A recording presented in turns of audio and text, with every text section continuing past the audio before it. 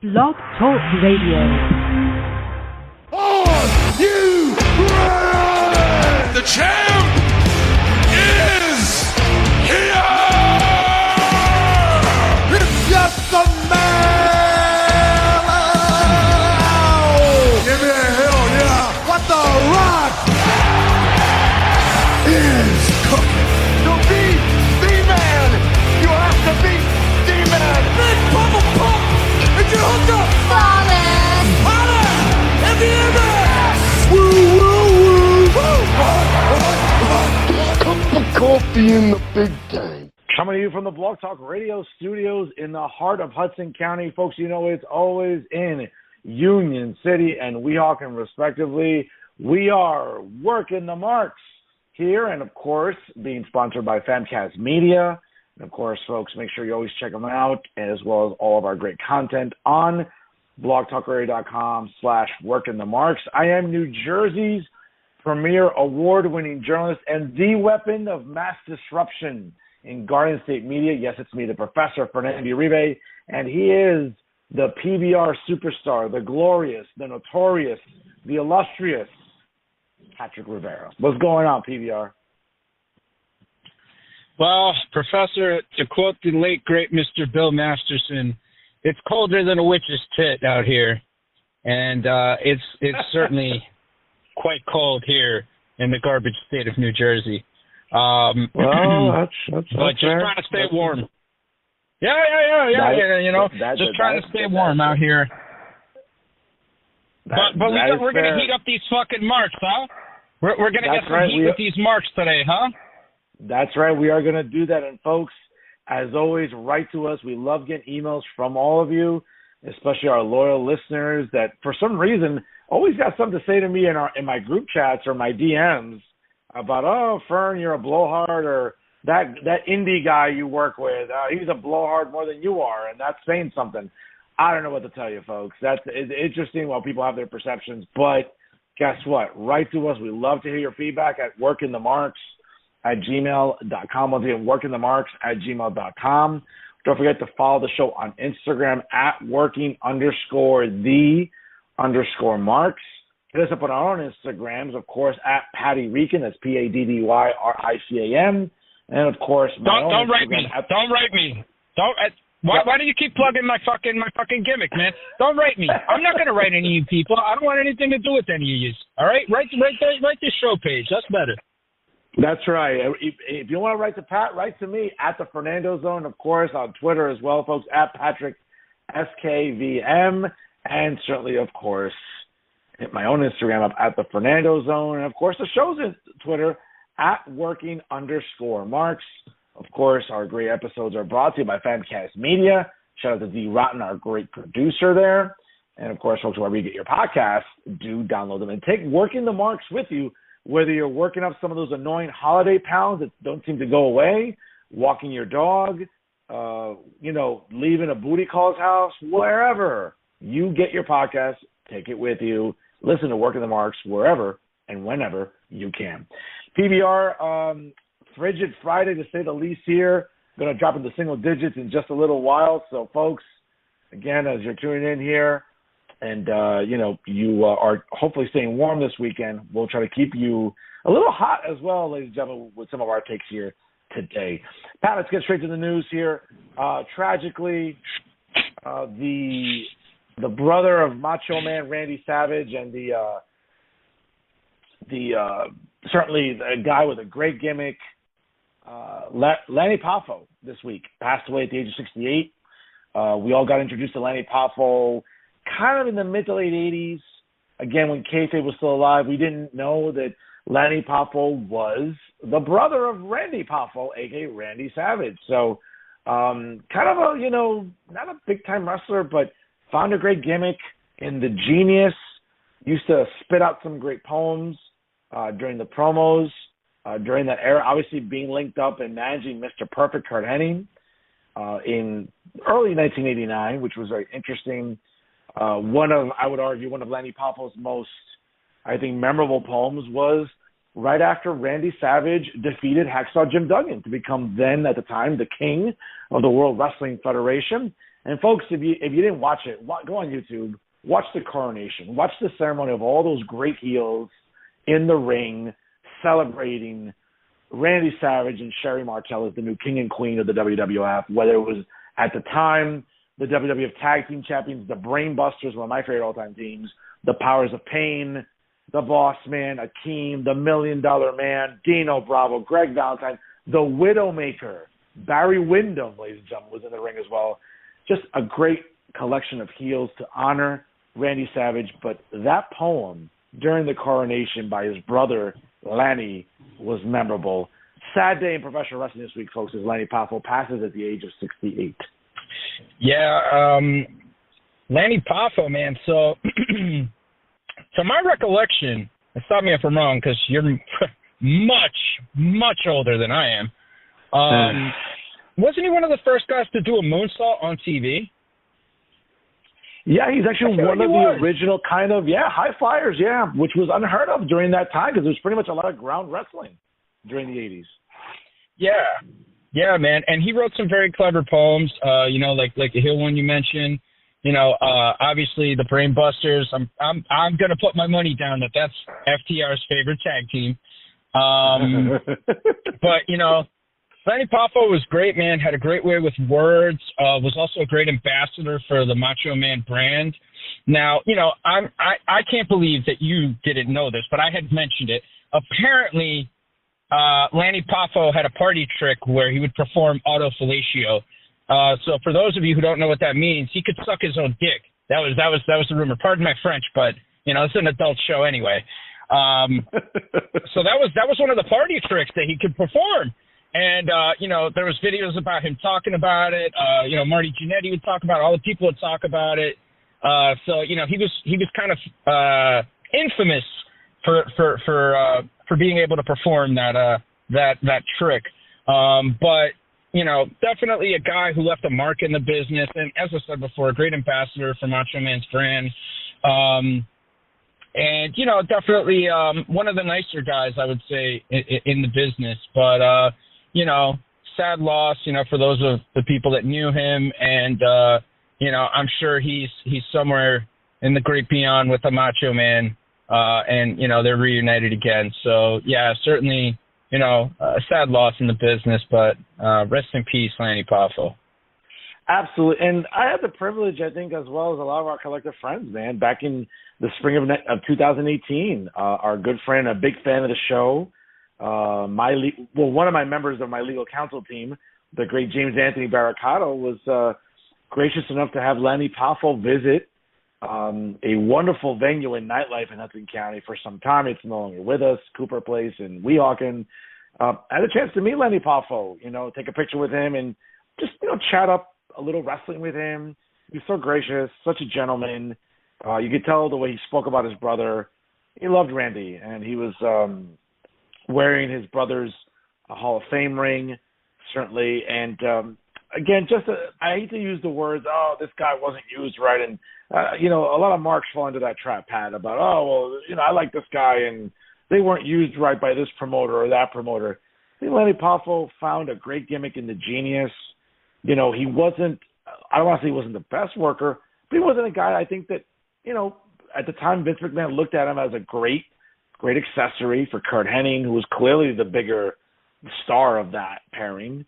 And Lanny Poffo did a great job. He would go on to manage the Beverly Brothers in the early 90s, WWF. Again, just a great personality, a guy who, just from everything I'm reading, was never full of himself, was just very gracious to deal with. And, again, a gentleman. It's a great loss for the wrestling community, Pat, for sure. Yeah, I mean, pardon me, I'm taking some sips of some hot soup, some hot vegetable soup right now because it's so friggin' cold out here. But, yeah, Lanny, the thing about him that I find interesting is that, similar to his brother, he had a very unique voice, Randy had a very unique voice because of an accident, got, hit with a baseball in the throat. But Lanny had a very distinct voice, kind of sounded like a tenor, like an opera singer almost. And his delivery was always great. the way he would pronounce things phonetically. It was very unique, very memorable. When I was a kid, sometimes I would confuse him for Mark Merrow because they kind of had a pretty similar look. Yeah. Right? Tell me not. Tell me, they kind of had a similar thing going on with like that kind of semi-quasi shaggy Kentucky waterfall mullet thing. And then they had, like the goatee, the handlebar thing kind of going on there a little bit. I could have seen them, being doppelgangers. But, yeah, Lanny definitely had a great voice. And, again, a memorable character. And, like, when you get into the business, it doesn't matter what you do, whether you're a referee, a manager, a wrestler, an announcer, whatever the case might be, you get into the business to be memorable, and Lanny Poffo to me is memorable. You know what I mean? I think anybody who ever had the privilege of seeing him as a manager, remembered him. And he certainly stood out, whether it was through him performing a moonsault, his poems, his ability to speak. Lanny Poffo definitely was a memorable character. And in my opinion, somebody that's quite influential. I think some people have taken from him. Damian Sandow is definitely a guy that comes to mind. Very, sure. Very similar. But yeah, definitely, a loss for the wrestling business. I mean, look, anytime we lose good guys, it's sad. A couple weeks ago, we were talking, unfortunately, about the passing of Jay Briscoe, another good guy, that left us too soon. And Lanny certainly falls under that category. So, yeah, definitely a guy that left a lasting mark in the business, a memorable character, and, somebody I'm sure that will be missed by his fans. Absolutely. Just a tragic loss for sure. Pat, staying on the news cycle here, interesting, me, the financial fixation I have sometimes with pro wrestling, but looked up my subscription with the Wall Street Journal, faculty subscription, so very grateful for that. I don't have to pay full price for that. But Wall Street Journal reporting that the financials are in for the fourth quarter of 2022. And Pat, unbelievable. And we talked about this off the air a little bit today, but WWE announced the company posted a revenue for the year 2022 of $1.3 billion, to quote the great Dr. Evil, billion, the highest in the company's history. The fourth quarter revenue for 2022. Again, folks, these are, some of these financial terms maybe you're not familiar with, but pretty much when we're talking about fourth quarter, we're talking about essentially October 1st to December 31st in the financial quarters that were divided obviously 4 times a year. The WWE produced revenues of $325.3 million. So certainly under the auspices of, at the time, co-CEOs Stephanie Levesque and Nicholas Khan, great revenues. And listen, Pat, we saw this, right? We saw this from whether it was Clash at the Castle and the gate that produced, certainly the Survivor Series in Boston, merch sales. I don't like to talk about gate too much. Again, I don't like to get overly OCD or academic about this, but I'm more about tickets sold. I don't like the gate number because everything is more expensive. It's just a ticket doesn't cost today what it cost 10 years ago or 5 years ago. So I'm always leery about gate. Yeah, the number is great. You want to brag about money and brag about the ticket sales and stuff. But you look at their ads, you look at obviously what they're doing with their tours. I mean, we all know the Garden Show during the holiday season here in New York City does well at Madison Square Garden.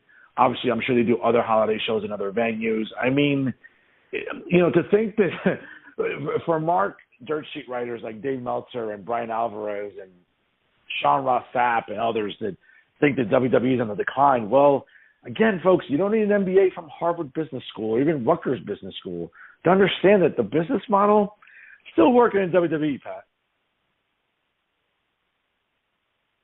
Absolutely. I mean, water wet. You know what I'm saying? Like sky blue, sun hot. It's like, come on, man. These are things we already know. So it doesn't really matter who's in charge. The WWE right now is in a real big boom. And it's crazy to believe, like, TV ratings are not really killing it, but obviously we've spoken about this here.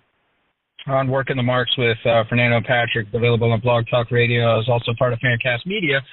You know, we've talked about this to no end, about how television is viewed differently than what it once was. You know, the product, you know, has, you know, competition, you know, UFC, other wrestling companies. Obviously, the one wrestling company that just really stands out that, you know, comes close to being competition for WWE is Impact Wrestling. You know, and then there's some other jabroni company run by a Mark. But the point is Vince has created a model that will continue to make money no matter what. And Tony Khan and Steph are keeping an eye on it and are just doing little things to kind of increase certain things. And they're kind of keeping the ship steady, if you will. So, I mean, you know, these dudes, you know, Meltzer, Ross, Sap Ross, whatever his name is, and Alvarez, these guys, they're just going to throw as much shade as they can on WWE because they think that their audience will buy it. Meanwhile, their audience, even though they're kind of dumb enough to, like, subscribe to them, they know that WWE is king, and they're going to keep being king. So, yeah, I'm not surprised by any of this. I think they're going to continue to grow even more. I think the next quarter is going to be even more successful. You know, and WrestleMania. I mean, WrestleMania is going to be huge. I mean, what did we see all over the internet this week? Oh, Cody's not the right guy. Cody's not over. Sammy's over. No, look, I am not discounting the fact that Sami Zayn is over. Sami Zayn is 100% over. And I think you have to be a total idiot to not see that, or you just don't like the guy. But Cody Rhodes is a main event draw. Cody Rhodes is a big star. And Cody Rhodes in that WrestleMania main event makes sense. You know, you look at the merchandise sales. I mean, the top 4 merch sellers are Roman, and you know, this is in no particular order, but Roman, Sammy, Bray, and Cody. Okay? Now, Sammy's the top merch seller, no doubt. But Sammy's going to get his title shot probably at Elimination Chamber, and it's going to lead to him and Owens reforming. And you got to hand it to the Triple H for understanding and for kind of seeing like what could potentially happen and avoid the risk of the show being hijacked. Okay? And this is where I will give Triple H the gold star over Vince in this regard, because Vince, I mean, it had to smack him in the face with Danielson for him to finally do it. You know, he was still very much insistent on Batista and Randy until he just couldn't deny it anymore. Until it was everywhere that he went, he was hearing yes. So, you know, he had to do that. And, you know, and we'll talk about the Rumble a little bit later, but and Pat, and to be fair, I mean, I'm glad you brought that up. I'll let you finish your point though. But you're right though, because the last thing we needed with everything that had gone on with Cody, the vignettes, the videos, like it was almost like it's not like Cody wasn't over. He is. But I think you wanted to make sure that the Rumble, his entrance at 30 was going to get the pop and the attention it did. Because, again, folks, let's look no further than 8 years ago, okay? Because in Philadelphia in 2015, you know, after Danielson was out for a little time due to a neck injury and surgery, when he returned at the Rumble that year, I mean, let's be fair. Forget about 2014. Yeah, people were angry that he wasn't – that he didn't win the Rumble. You say obviously Vince knew that you had to eventually put him in the main event to make it a triple threat. But in 2015, look at what happened to, again, what was the goal in 2015? The Shield was dissolved. They were pushing Roman as a major single star, and what was the goal? Let's push Roman to really into that main event status. And what happened? As soon as Danielson was announced for the Rumble and he was eliminated, that hijacked the show. Fans were upset in Philadelphia. Now, Philadelphia's a marked town, and I get it, they have their favorites. But, like, what happened? Folks, and go back on Peacock if you don't believe me and watch it. Watch the 2015 Royal Rumble match, again, as you endure the 97 ads, you know. But they won't have to enjoy that because they're not fucking cheapskates, you know. Well, there you go. And what happened? As soon as Danielson was eliminated, it was a proverbial buzzkill in that arena, and guess what? that push for Roman didn't really go over as well as it should have. So I think that you probably want to avoid, you're right, the fact that if Zayn was in the Rumble, you wanted to avoid it being hijacked because you knew he wasn't going to win. You knew Cody was going to return, and you wanted Cody to kind of have that moment. Like, oh, you know what? This is the guy we're going to push now. So I think you're absolutely right. You hit it right on the head there.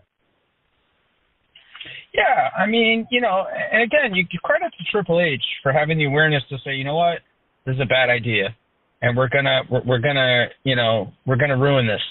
So let's keep Zayn out. Let's put Zayn in the main event because obviously people want to see him as a big part of the act, and let's have Cody have his moment, and it worked out. It worked out to perfection. And you look at Raw the next night, nobody was chanting Sammy. Nobody was doing any of that stuff.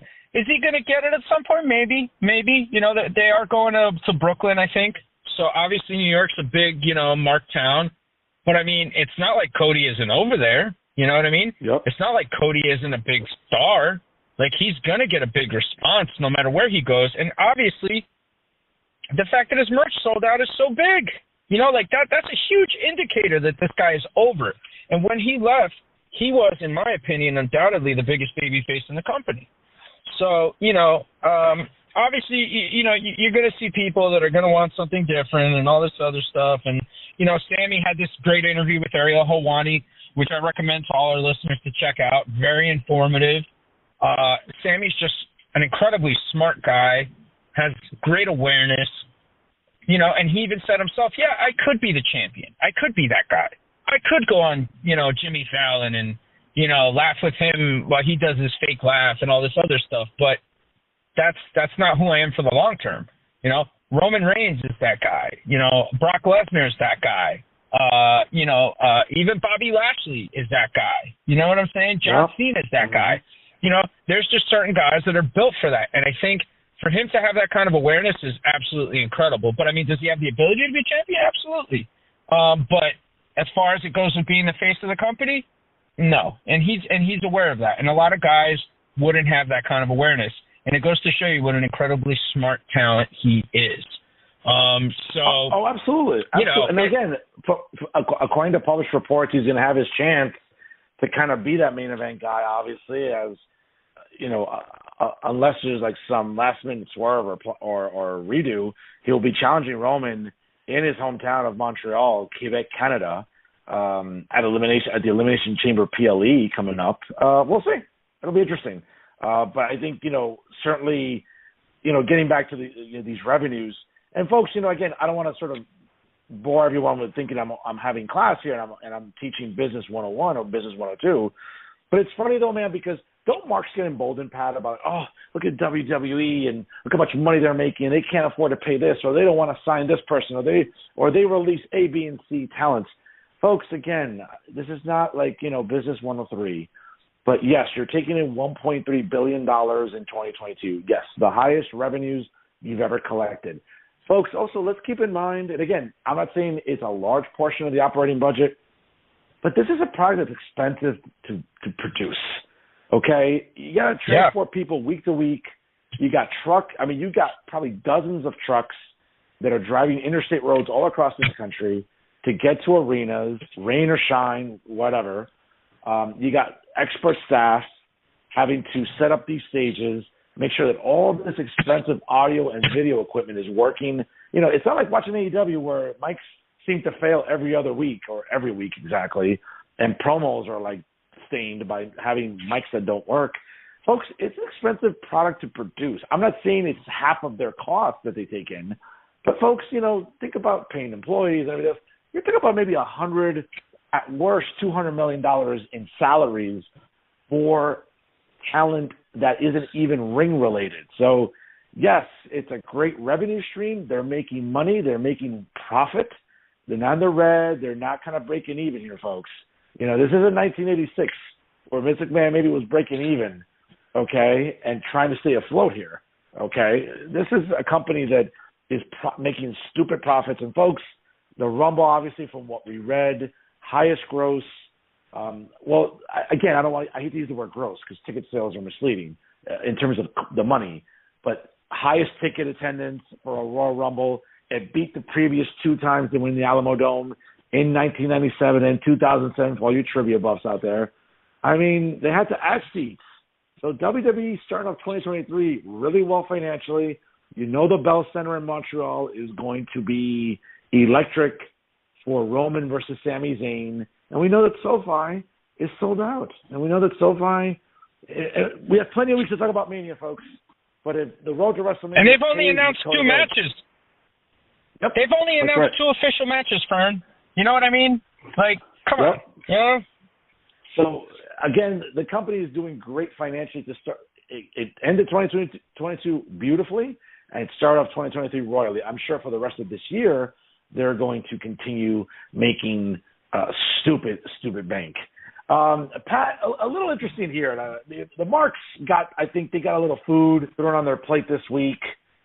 Sean Ross Sapp, interesting, made its way around Twitter and everything else. Apparently being reported that according to the pay service on Fightful.com, why you would pay for this is beyond me. But then again, people spend money unnecessarily on a lot of dumb things. But according to Sean Ross Sapp this week, quote, the WWE Royal Rumble was much easier without Vince McMahon around. That's the title of the article, this nonsense. WWE's 2023 Royal Rumble event meant more than just producing a new show for Triple H. He's been responsible for massive events before. But there's something special about this year's Royal Rumble and everything that comes after that. Vince McMahon's return to WWE caused a lot of fear that the company's creative direction might change. But it turns out that Triple H has a handle on things, and thankfully, and Sean never misses a moment to take a jab at people, and thankfully, Triple H has a handle on things. He claimed, reporting Vince McMahon was not spotted at all anywhere around the Alamo Dome on this past Saturday. His creative influence, again, he says, thankfully, was also not felt during the show. In the end, the WWE had a very good feeling about the show. This included the backstage morale and how Triple H is putting everything together. It's also known that the entire process was the easiest that it's ever been in a long time without having to deal with Vince McMahon. I'll tell you, Sean Ross Sapp loves to give the Marks a little food on their plate, doesn't he? I mean, whatever, dude. They're a bunch of fucking virgins. Who really gives a rat's ass what these fucking dorks think? You know, and even if they're not virgins, what the fuck do they know about running a wrestling company? What do they know about booking? You dirtbags only know what you like, okay? You don't know shit. And if it wasn't for fucking Vince, there wouldn't be an event to produce. So, you know, suck it, all right? Fucking suck it. Because, you know, it's kind of corny now at this point with this dude. It really is, because it's like, what do you got to talk about Vince for? Like, why do you keep got to bringing up Michael Myers? Like, I understand he is the Michael Myers to the wrestling community's Laurie Strode, but he's gone now. He's gone now, okay? It's Halloween ends for you guys, all right? They you know, incinerated him. They mashed him up into tiny little pieces. He's gone. The boogeyman can't hurt you anymore. And yet they still feel the fucking need to talk about him non-stop. And it's absolutely ridiculous. So, I mean, I could give 3 drops of piss about what Sean Ross Sapp says because I understand what the guy does. I know what he does. It's not for me. For the people that like it, more power to you, man. You know what I'm saying? Enjoy it. Keep paying your $12 to listen to the same redundant commentary. It's perfectly fine. But no, I'm not terribly surprised about this, and you know, whatever, man. More chatter from a dude who has no clue about what the business is truly about at all. Like, just doesn't get it, and just wants to continue to play to his little fucking fan base. So there you go. Do you think, Sean Ross Sapp? It's amazing, and we've talked about this off the air, that the fandom that people have for Sean Ross Sapp and what they're willing to pay Fightful, right, the premium service, is interesting. I think we talked about it off the air, too. The same thing with Meltzer and the Wrestling Observer newsletter. I mean, we're talking about subscribers that, you know, somewhere between $9.99 to $11.99 a month. You know, and just to put in perspective here, again, you know, per month, and I was doing some research here, as I always like to do research on everything. I mean, we're talking about, 91,000 subscribers is what the Wrestling Observer newsletter is boasting. Well, let's just say, for the sake of argument, all of them kind of gets a premium or maybe the middle of the road. We're still talking about $1,900,000 a month is what Meltzer brings in for that newsletter. Over the cost of a year, I mean, folks, we're talking about literally almost $20 million, if we give or take. That's a lot of money for information that, quite frankly, doesn't have a lot of validity. We all know the credibility he's lost. I'm sure this will piss off some fans here. I mean, listen, folks, there's something for everybody. Again, you want to pay $12 a month for dirt sheet writing. God bless you. There are people that watch MSNBC and CNN for free or watch it in airports. Doesn't mean it's good. But I guess everybody has their own brand of vodka, Pat. But in the wrestling community, in dirt sheets, it's astounding to see these guys still have a following and charging money. I mean, you want to talk about people stealing money. I don't know. I mean, if the FBI is interested in people stealing money, go look at Dave Meltzer or Sean Ross Sapp. I mean, you could argue they're stealing money. Yeah, absolutely. I mean, and to your point, people will pay to watch and listen to those aforementioned networks.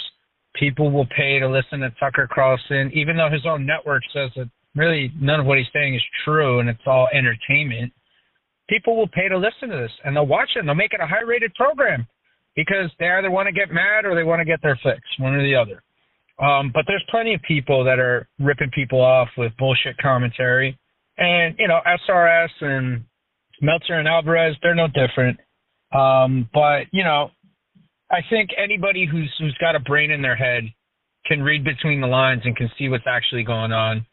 And I think anybody who's not an immense mark to the point where they're blind with hatred for WWE can truly understand what they're doing and why they're the best at what they do. No, I'm with you. And it's really astounding that, again, to your great point about Michael Myers or the Boogeyman or, Jason Voorhees, who apparently, his childhood is going to be featured in a series on Peacock, I believe later on this. Oh, maybe that'll have 125 ads during that series.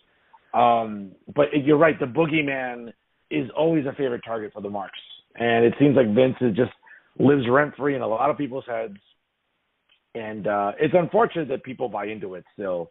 One thing is, if you're a young mark and you don't know about the business, you don't read, you don't watch shoot interviews. I'm not saying that that's the end all be all, but it's amazing, like you said, to still have this Boogeyman that you look at and find a way to vilify. It's sad, but I mean, I think a large portion of the wrestling community tends to be sad. I know that's a little judgmental on my part and your part, but I think it's the truth, for sure. It's very accurate. It's very accurate. Other things in the news cycle this week, though, man, again, speculation, but thus far, you just alluded to 2 matches confirmed for WrestleMania coming up this April at SoFi Stadium in Inglewood, California, Southern California. They're home of, what used to be the Showtime Lakers in the early 80s, late 80s. SoFi obviously going to have quite a gathering of people that weekend on April 1st and April 2nd.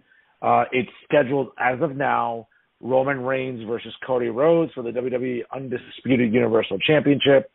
Rhea Ripley, and we'll get to her in a minute, will be challenging Charlotte Flair for the SmackDown Women's Championship. Bianca Belair will face the winner of the Raw Women's Elimination Chamber match. Listen, credit to Adam Pearce. I don't like that authority figure nonsense, that role, that gimmick. But credit to him. He was rolling off names for the chamber matches and the qualifying matches. Like, bro, doing this off memory, God bless you, bro. I'm impressed. I don't like Adam Pearce. I think, it's clear Stevie Wonder dresses him with some of these suits he's wearing. But a great character, obviously, on air for that. And apparently another rumored matches as well, Pat. John Cena versus Austin Theory is heavily rumored. No idea yet whether or not it'll be for the United States Championship. since Austin Theory will be defending the U.S. Championship, the coveted United States Heavyweight Championship in the Elimination Chamber match. And also hotly rumored, Io Sky, my girl, and Dakota Kai will defend the WWE Women's Tag Team Championship against Ronda Rousey and Shayna Baszler. Those are so far, 2 confirmed matches, 2 very likely matches. Your thoughts, Pat? First of all, Scrap Iron Adam Pearce, former NWA World Champion, is law and order in the WWE, and I think he dresses amazing. I mean, what would you rather have him do? Just wear some T-shirt and then put a suit over it? You know, that's just lazy. That's absolutely lazy to do something like that. Mm-hmm. So, for I mean, honestly, at least the guy wears a suit, a tie. You know, he looks professional. I mean, wearing a suit with just a T-shirt, I mean, who does that? That looks awful. But Scrap Iron does a great job, and obviously he's got a great memory, being an NWA World Champion, having to remember all those spots in the ring. You know, I mean, that's no easy feat. But yeah, I mean, I think the matches are going to be stacked. I think they're pretty darn awesome. And we'll see, whether those matches actually end up happening. I know that those matches are rumored right now. And, we'll see whether they could get confirmed or not. I mean, the only reason I'm skeptical is because of the guy who reported it. It was Dave Meltzer. So you got to kind of take that with a grain of salt, but we'll see. We'll see what happens. If that is the case, I think that'll be a really solid match. Shayna obviously has a great history with both of those wrestlers. Ronda, obviously, working with Shayna is going to be really, really good for her. And I think Ronda getting into a tag team could maybe, breathe a little life into her. We'll see from there. But, look, at the end of the day, anything better than the Iconics winning the tag titles, right? Hey, I was there live for that here in 2019 at WrestleMania 35.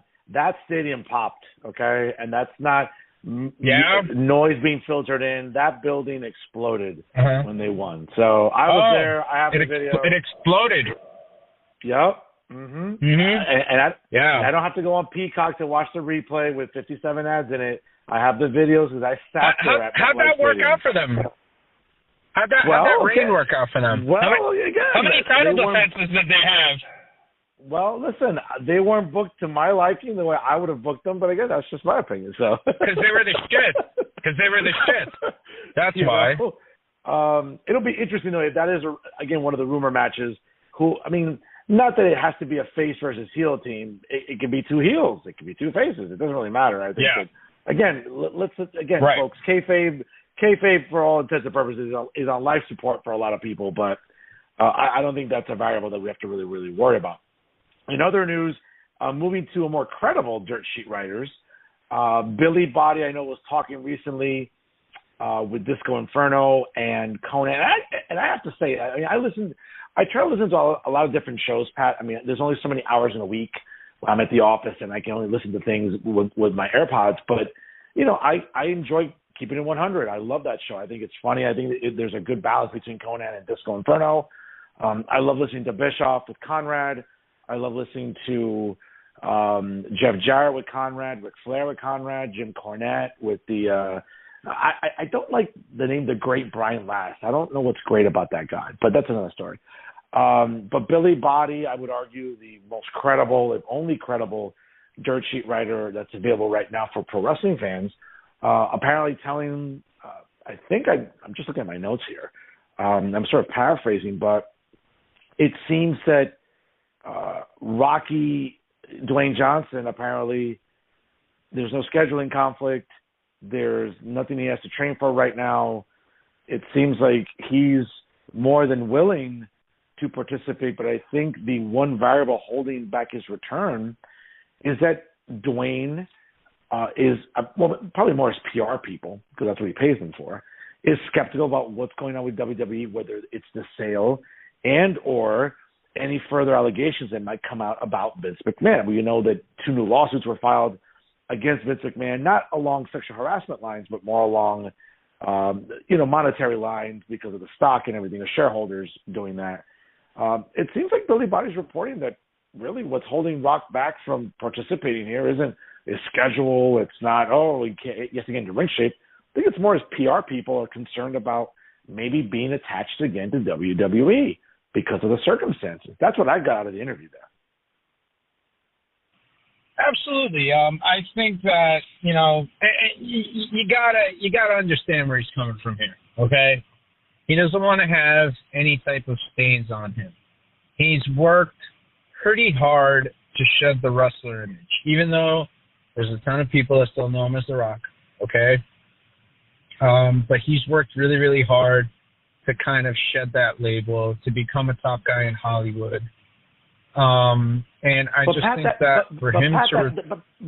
Pat, I'll let you finish. I'm sorry, but that hasn't really harmed Cena per se. I mean, that really hasn't harmed John Cena. I mean, yes, there's that stench that maybe one can carry being a pro wrestler, but it hasn't really. I mean, again, they're two different entities and two different actors and two different individuals. Right. But to be fair, from filming which by the way, the first Marine was not a bad film per se. I know people like to shit on it. It wasn't a bad film. Robert Patrick was wasn't a good one. Great villain. Yeah, I thought it was fine. I thought it was a good movie. If it's on TV, I'll watch it. I won't sit there glued to my TV, but I'll have it on in the background. But John Cena's been doing Fast and Furious. He's going to be in the new Fast and Furious, which comes out this summer. He's in that show. Damn it, it's a DC show on HBO. Peacemaker. Exactly. It's not like John. He was in Bumblebee, the spin-off of the Transformers franchise. It's not like being a pro wrestler has kind of damaged John per se. Where he still comes back. He still comes back and did SummerSlam last year against Roman Reigns. He spent the better part of the summer, promoting that match. Better part of August, not the whole summer. But he spent a better part of August promoting that match with Roman Reigns. I don't know, man. It just seems like, he came back for the Smackdown, the final Smackdown of 2022. I don't know. It just seems like it hasn't harmed John. John seems to like coming back and making these little sporadic appearances. I don't know. Maybe it's two different people. Maybe it's two different scenarios. But I don't think that's really harmed John. Yeah. I don't know why it would harm Dwayne. I don't think it would harm Dwayne. Well, I mean, that's a fair point. But I mean, John didn't want to come back to face Austin Theory when he was supposed to, which I believe was supposed to happen either at WrestleMania, if I'm not mistaken. Not this past SummerSlam. I think it was the SummerSlam before that he wrestled Roman, right? 21? 21, yes. Mm-hmm. Okay, so he was supposed to come back at 22 to take on Theory, or Austin Theory. And, that never ended up happening because of the situation with Vince and the allegations, right? And Cena came back for his 20th anniversary because he was scheduled to. He did the last one for 2022 because, from what I understand, he was scheduled to do that. So those appearances, he was 1,000% scheduled to do. Now, supposedly what Body said was the reason he didn't come back at SummerSlam to face Theory was because of an insurance issue with the Peacemaker, with the show. So I think it was something where, he wouldn't have been insured or some sort of issue with his insurance that conflicted with what WWE wanted him to do. So obviously he's making a ton of money doing the Peacemaker. That's also, I want to say a richer road to go down. You know what I'm saying? A more fruitful road to go down than just doing these one-shots, which I'm sure he's making good money off of. But Dwayne and Cena are in different phases of their career, as far as it goes with acting. Dwayne's moved on. Dwayne's into production now. Dwayne's doing a variety of different things that Cena might not do or hasn't done yet. So I could see how it's a little bit more complicated for Dwayne. Plus, John Cena is a mainstream name, but Dwayne Johnson is a big time mainstream name. I mean, he's a mainstream name. When I see young Cena, then I'll be like, okay, he's big. When John Cena has a production company, then I'll say, okay, he's as big as The Rock. But right now, The Rock is bigger than John Cena at this point in time in Hollywood. So I just think that with Rocky, he's got a lot more to lose than, let's say, Cena. Because if he goes and he works with them and, these allegations and all that stuff are hanging over him, that's going to negatively affect his production company because some people might have reservations about working with him, or working with his production company because of stuff like that. And look, all that stuff, I understand what it is. You understand what it is. But there are people out there that are deeply bothered by it, and it's enough of a reason for them to not want to work with Dwayne or not want to be associated with WWE in any type of manner. So, I think we kind of have to take a look at all the sides here when it comes to that. But again, let's take this with a grain of salt right now.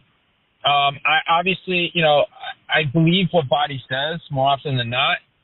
But, I mean, you got to think that they have to try and work the dirt sheet somewhat, that they can't just fully reveal their hands just yet. And Sure. Body, did mention while he was on that episode of Keeping It 100 that he does believe that Rocky will be at WrestleMania. So how they get there, when we get there, that remains to be seen. But he does believe that The Rock will be there. So, I'm gonna kind of side with Body on this one. But I do kind of see all the other parties and where they're coming from in this situation. I'm with you, and I think it's going to be very interesting to see again. We're a couple of weeks away from Elimination Chamber in Montreal, where I think, obviously, we'll start seeing the seeds being planted about Roman versus Sammy. Obviously, we started seeing that already. It'll be interesting to see, for sure, where Rock fits into all this. Because, again, what have we been hearing, or what was the rumor? Oh, Rock versus Reigns at WrestleMania in Hollywood. Rocky passes the torch to Reigns, the last member of the family that he hasn't beaten, or whatever. However you want to paint this storyline, I think it'll be interesting for sure.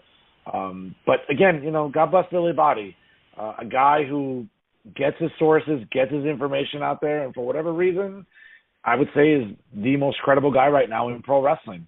Next to, Keller, who I sometimes have issues with with his reporting, but Billy Body he seems to be in the know, and that's for sure. Some ratings here. I'll talk, Pat, a little bit here, breaking down the numbers. Interesting, this past week, Raw dipped a little bit, 2.1 this week. Down from the previous week, 2.3. Here's some numbers for the rest of January.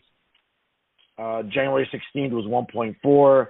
January 9th was 1.6. Monday, January 2nd was 1.605. Strong numbers. Again, it's the road to WrestleMania.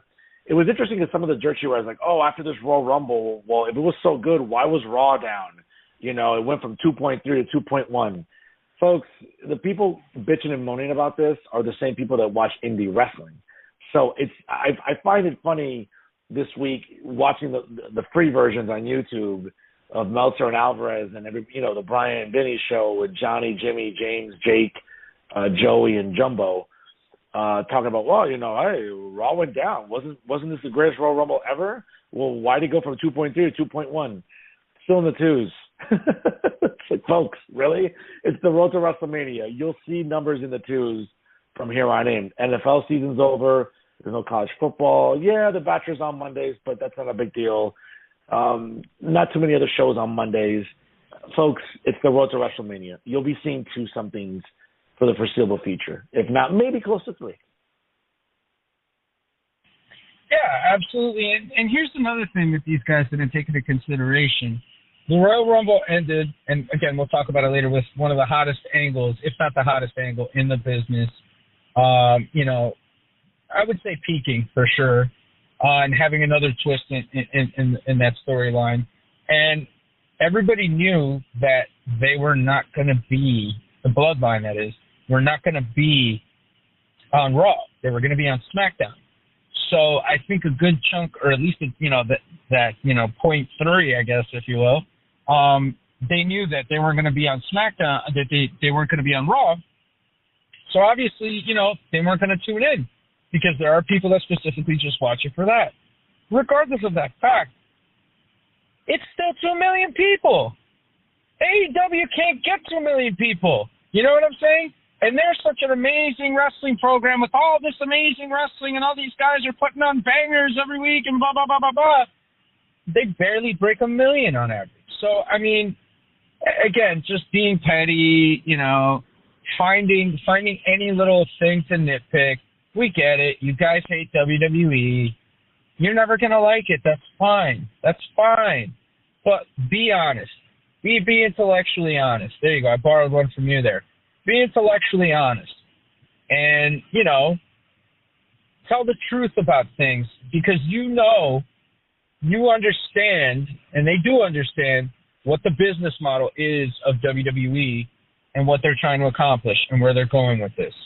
So, until AEW gets 2 million, good luck with that. But don't talk shit about WWE, because WWE is producing better television than AEW has in their entire existence. Oh, absolutely. Absolutely. Speaking of AEW, big drop this week, down to 901,000. Last week's was 1.003. I think it's fair to say that knowing the Jay Briscoe tribute match was going to take place between his brother Mark and Jay Lethal, another Ring of Honor legend, was going to get traffic for sure.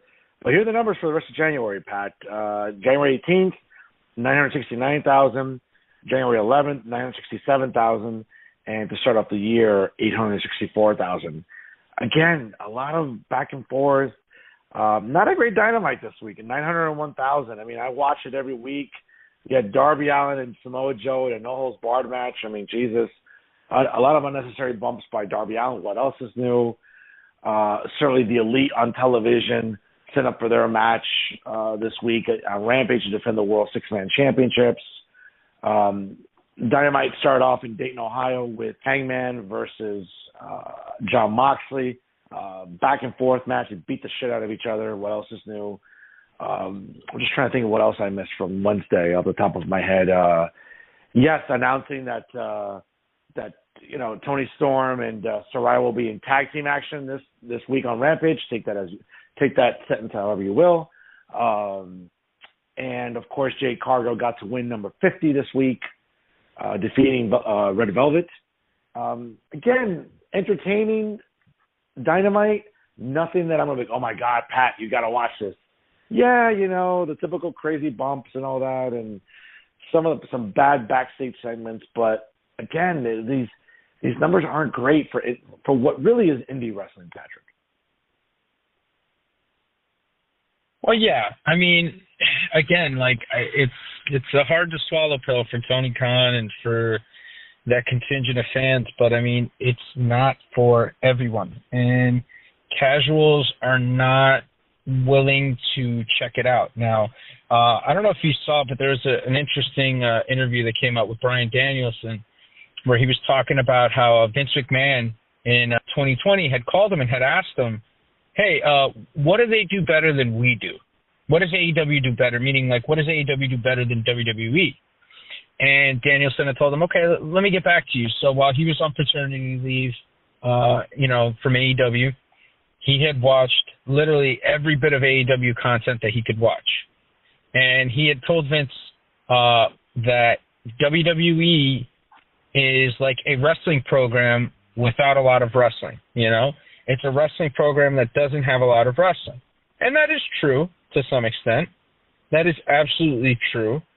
But what WWE does better than AEW is hook the mainstream audience, no pun intended with the hook, but hook the mainstream audience and hook casuals into the big storylines that they produce. The Bloodline is a prime example. There was wrestling in that entire duration of this Bloodline angle. There's been wrestling, and there's been great wrestling. There's been fantastic matches from Roman Reigns, from the Usos, from Solo, just the whole crew, even Sammy. It's all been fantastic stuff. But what really sticks out and what really drives the numbers is the storytelling. And that's the big thing. That's where AEW truly lacks, because AEW has these characters that they're like, yeah, we got this guy. Look at him. Isn't he great? And then he goes in there and he does a bunch of flippity-dippity moves. And then they'll have him, kind of cut a backstage promo. And, the guy has the charisma of a brick wall. It's just like nobody wants to listen to him. Nobody wants to listen to him. And nobody is going to get interested in these characters or invested in these characters if you don't give them a reason to give a shit about them. You know what I mean? So, I think, and to Danielson's point, I will say that WWE could do with a little bit more wrestling. They could. But I think the reason why their product works so well is because they tell those stories to get to the wrestling. Whereas AEW tells no story and they just wrestle. They just get to the wrestling. And, there's a story, but it's like a tiny little, like, bullshit strung together half-assed story, And if, like, by chance, if there's, like, a coincidence where, like, these two guys had a backstage segment and they wrestle each other 3 months down the line, then the AEW fans like to call that long-term storytelling. But it's not. It's not, dude. It's not, because it's poorly produced. It makes no sense. And it's just a wrestling program. So, again, like these numbers, all this stuff you're telling me, I'm not surprised. And I've said it before, and I'll say it again, and I'll say it till I'm blue in the friggin' face. Tony Khan needs to start getting more people invested in characters. He needs to stop giving them all this wrestling for free, all this good wrestling for free, and he needs to get people invested in characters, because then and only then will his product be able to grow. I mean, look, everybody can criticize Impact all they want, and Impact's had their fair share of mistakes, but what Impact did, that WWE did, that helped make them successful and helped get them to the 2 million mark, by the way. So for all you people out there that want to throw shade at Impact or throw shade at TNA, TNA was pulling 2 million viewers. AEW has not done that. Okay? Right. It has not done that. And a big part of why TNA was able to do that was because TNA was able to get people invested in the characters, able to get people invested in the storylines, and more importantly, they used established stars in the business the right way. So, again, I feel like, I'm beating a dead horse here, but Tony Khan's got to figure it the fuck out, man, because otherwise those numbers are going to continue to dip lower and lower and lower and lower. And all the cheap heat in the world isn't going to make people stick around consistently to watch it. So, we'll see what happens, but I don't see this trend changing anytime soon, Fern. I really don't.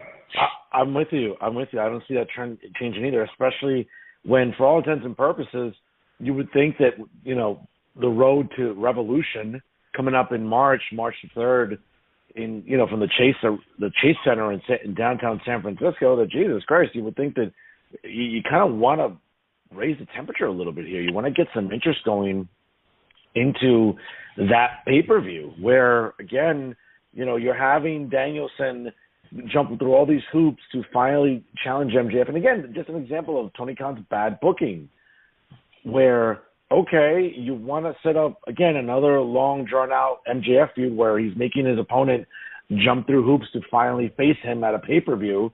Okay, well, you can do that, but you can do that without revealing the stipulation of the match. Okay, sure, Danielson will pick the stipulation if he wins all the if he succeeds at the obstacle course, pretty much, this is what it is. Okay, but don't just say, oh, yeah, well, guess what? If you win, then you pick the match. Okay, great. Pick it later, maybe end of February, closer to the pay-per-view. Don't pick the stipulation in January. I mean, not to say it deflates the main event, but okay, it's going to be a 60-man Ironman match. All right, well, it will possibly be a 5-6 hour pay-per-view. 1 hour is dedicated to one match. So not the best booking, and I think that's why AEW continues to do poorly. SmackDown, since January, here's some numbers here. January 6th, 2.257 million. January 13th, 2.326. January 20th, 1.257. Last weekend going into the Rumble, literally the day before, 2.544. Pat, I think obviously after what happened last weekend, and we'll get to that in just a moment, certainly it'll be a very interesting SmackDown, the first SmackDown in February.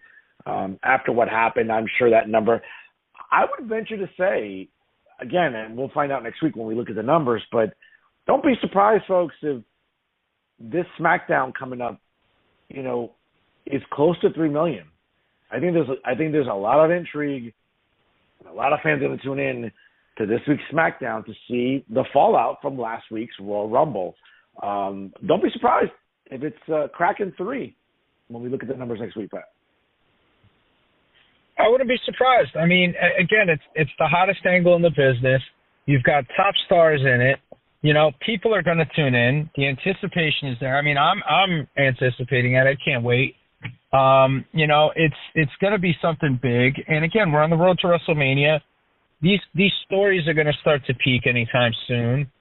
And everything leading up to WrestleMania is going to be hot, including that pay-per-view when it does, the PLE when it does happen.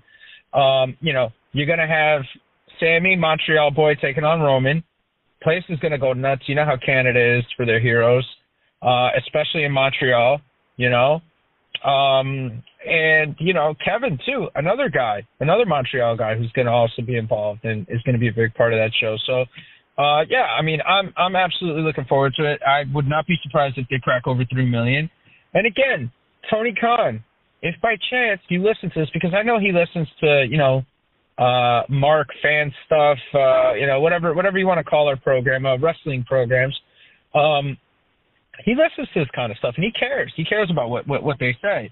Take a look at what they're doing on SmackDown and borrow a little bit from that. He doesn't have to totally, be a carbon copy of the WWE as far as storytelling and stuff like that goes, but take the people that you're trying to push that you think have potential to be stars and make them matter. Make them matter. Because you had a guy like Wardlow, who to me, again, was money, and you flushed him down the drain because you didn't make people care about him anymore. So if he could just at least learn something from that, then try and take a different approach. But I just, again, I don't see that happening. So, yeah, I would not be surprised if SmackDown cracks 3 million. Absolutely. Would not be surprised. Yeah, not I would be surprised either. And the reason potentially, folks, that SmackDown could crack 3 million this week certainly is due to our main event here this week and on Working the Marks, brought to you once again by Famcast Media. Folks, the 2023 Royal Rumble took place last Saturday night at the Alamo Dome in downtown San Antonio. Great venue, the third time in the history of the Royal Rumble that it took place in that building. Certainly, as we talked about previously on this program, largest gate in terms of attendance for a Royal Rumble in San Antonio.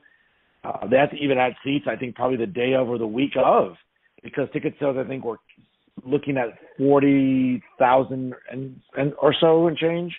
I think WWE realized that the interest was so overwhelming for this Rumble event and added, I think, X amount of seats. I think it cracked over 50-something thousand in attendance. I mean, folks, the Royal Rumble, my favorite event of the year, obviously. It's unpredictable. It's fun. You get people over. The anticipation, the surprise of the entrance. I think it was a great event, certainly last Saturday on Peacock. And again, folks, I know Pat gets on me for being cheap because I don't want to pay the extra $5 for, removing the ads when I'm watching old pay-per-views. But Jesus Christ, I have to fucking watch ads during an actual live PLE too? I mean, can I watch a PLE in less than 3 hours without 10 ads during a PLE? For God's sakes. I mean, Jesus Christ. How is that different from before? How is that different from before? When they would take breaks to promote frickin' Stridex, or when they would take breaks in the middle of the show to promote AOL or to promote all this other stuff. I mean, like, why are we acting like this is the first time they've had commercials in the middle of the PLE? It wasn't as pervasive. I had a lot of time on my hands this week. I went back and watched a couple of PLEs, old pay-per-views, and I looked at, because we talked off the air about this, and I said, okay, maybe Pat's got a point here. It also wasn't a publicly traded company back then. And they have way more sponsorship money now than they ever did before. No, but Pat, I wasn't going back to the Attitude Era. But Pat, I wasn't going back to the Attitude Era. I was going back to just 10 years ago. Like, forget about Attitude Era. I'm talking about 10 years ago, where it already been a publicly traded company since 03 or whatever it was. I'm like, I went back and watched the Royal Rumble in 2010, where Edge came back and won it. I was like, One ad the entire 3 hours. I'm like, that's great. That's a lifetime ago. 2010 is like a lifetime ago. That's like forever ago now. I mean, come on. I know. You know what I'm saying? Like we're in the roaring 20s now. Okay. I mean, know. look, I just like to object. I just like to raise objections to things. That's all. I just like to object to things. When you're watching The Bachelor, do you complain about the commercials then? Because there's way more commercials there. You know? Yeah, but I know it's network television, but geez Louise. Well, yeah, no, you know me. I get all that, but I mean, I just like to model. All right. I'm just making observations. I just like to raise objections, as you know. So, and that's putting it mildly, I think, to say the least. Now, wait a minute. Hold on a second. Is this the Mountain Dew Pitch Black section of the show? Is this because now I want to get sponsorship. I want to get Soda to sponsor us. You know, La Doñita. I want Cortaditos to sponsor this program. Definitely, and shout out to Cortaditos and all the lovely ladies there that served me my coffee. You are very much appreciated. Absolutely. Smoke shows all around, folks. Check out Cortaditos in Union City. A little free plug there. Pat, good PLE. Interesting, starting up with the men's Royal Rumble. I think it was, again, very entertaining. Obviously having Gunther enter at number one, the reigning, defending Intercontinental Heavyweight Champion. I think a great start to the prestigious Intercontinental Champion. That's right, the prestigious. More prestigious than the U.S. title. That's fine. Gunther certainly starting off at number one. Not a lot of surprises in terms of entrance. Yes, it was great to see Booker T enter the Rumble match. That's always great for nostalgia purposes. I mean, folks, I'll take Booker T entering the Rumble as opposed to listening to Booker T on commentary any day of the week, as far as I'm concerned. So you're not going to hear a complaint from me, folks, seeing Booker T wrestle. That's for sure. Interesting to see. Obviously, you know, we were sort of waiting for Cody to enter. No surprise there. Number 30. The lights go out. You know, Kingdom plays. You know, a great entrance for a returning hero. Without a doubt, obviously, Seth Rollins' entrance was interesting. Looking at, again, just a great Rumble. You know, interesting, once again, that it started with the men's. That's very rare that it ever starts with the men's. But a good way, I think, to kick off the show. The match did not drag at all. The final two was number 30 and number 1. And I know that, of course, to the victor goes the spoils, and of course we always remember the winners of the Royal Rumbles. But oftentimes we forget about the final fours or even the remaining, the runner-up. I mean, my goodness, ladies and gentlemen, if Gunther has not convinced you of how an immense talent he is, from everything he's gone through, from changing his appearance to just the subtle things that make this guy a draw, despite people maybe not thinking he is, which you have to be blind to not see it. A good men's Rumble match. Again, not too many surprise entrants, but I think very, very well produced. And Cody winning the Rumble, thus getting the title shot at WrestleMania. A good match overall, man. It's very rare that I ever watch a Royal Rumble match and say, oh my God, what a stinker this was. I can't remember ever watching one that was really bad. No, not too many off the top of my head. Obviously, Gunther sticks out, and to your point, I mean, what a workhorse this guy's becoming. Not just in the ring, but I mean outside of the ring. Doing all the right things, challenging himself, improving physically. And you could tell the guy just has a great attitude, which it seems like is lacking quite a lot in a lot of wrestlers these days. But just a dude who's just committed to really become a star. And for me, I think it was a breakout moment for him. I mean, he showed his abilities as a talent. I believe he set the Royal Rumble record now for longest time in the Rumble. He actually broke the record. Yes, an hour and 24 minutes. According to my unbelievable. status here. Unbelievable stuff, and to your point, it didn't drag. Obviously, seeing Booker T was great, hit the spin-a-rooney and all that stuff. That was awesome. The Jake Paul ricochet spot with the double springboard, double clotheslines. My God. And look, let me tell you, Logan Paul, let me tell you something. Logan Paul, what a talent this guy is. I know there's a lot of people out there that hate him. He doesn't belong in the business and all this stuff. Look, the dude has it all. He has a huge following. He's got a look. He could talk a line of shit. He checks off all the boxes for what the WWE want. More importantly, to me, it seems like he's a guy that really respects the business, that respects the boys and the girls, and respect is something that goes a long way in wrestling, okay? That I can tell you, especially backstage.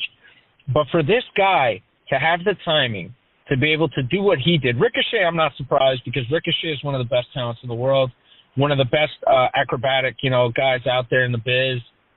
Just the way he consistently lands things and does things, just phenomenal talent. But for those two guys to be able to do that, and especially for Logan Paul, who's still pretty green in the business, to be able to do that and get that timing down for a bump like that, it was amazing. And that definitely popped the crowd huge. Cody, you knew he was going to win. It was just a matter of time when he came out. But the reaction was great. And I love how he really gave Gunther a lot of good heat. You could see his chest look like hamburger meat afterwards. But definitely a really solid Rumble.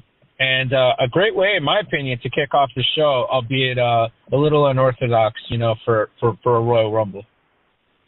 Absolutely.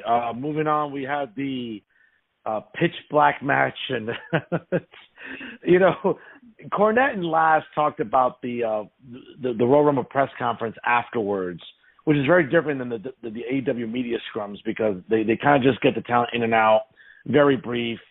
It seems like they have fans and some journalists in the press area asking questions. It's kind of interesting, not like the AEW media scrums. But, bro, I have to tell you, this match, I was not excited about this match. I think, sure, the Raw the week of, obviously, with the 30th anniversary, celebrating Raw, having The Undertaker show up, kind of get himself involved in the angle with LA Knight and Bray Wyatt, I think was a little bit of a breath of fresh air to a feud that was getting very stale, an act that to me is getting very stale. And, credit LA Knight, came out, I think, worked as best as he could. Very interesting with the fluorescent lighting. It almost seemed like I was at I hate to date myself with this, like at a rave some years ago at Webster Hall. Or Limelight, or just, I don't know, Pasha on the west side. The lighting was interesting. Obviously, as soon as you saw LA Knight's tights, you're like, okay, this is a dead giveaway. You saw Bray kind of with that Jeff Hardy makeup that with lighting is going to look even more sinister, which Jeff used to do a lot with his entrances. Not a long match, thankfully. Obviously, just Bray Wyatt winning. I think it was, believe it or not, dude, that match was under 5 minutes. Not something to brag about.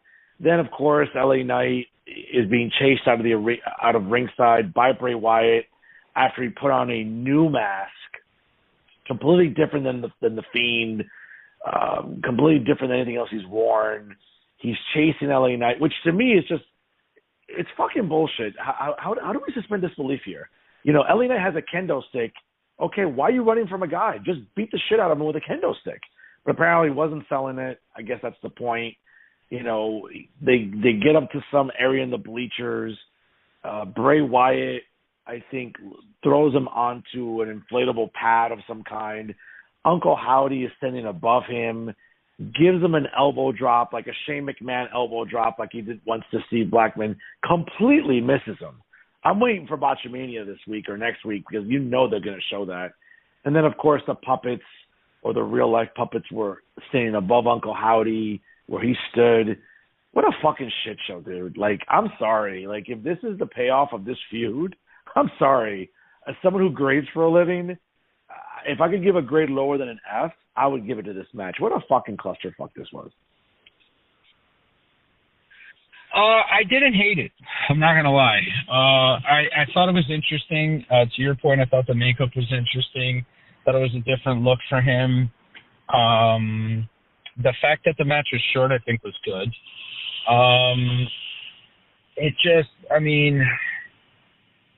It's so difficult with Bray Wyatt. It really, really is, because it's like, you don't want to kill certain characters. Like, you don't want to kill LA Knight, but it's really hard for people to work with him, and because of that character, kind of come out better. You know what I'm saying?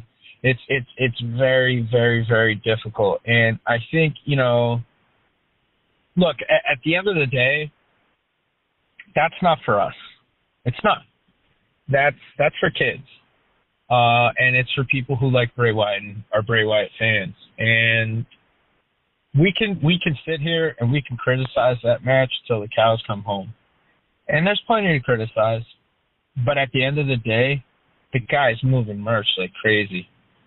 And the guy's producing for them where it matters.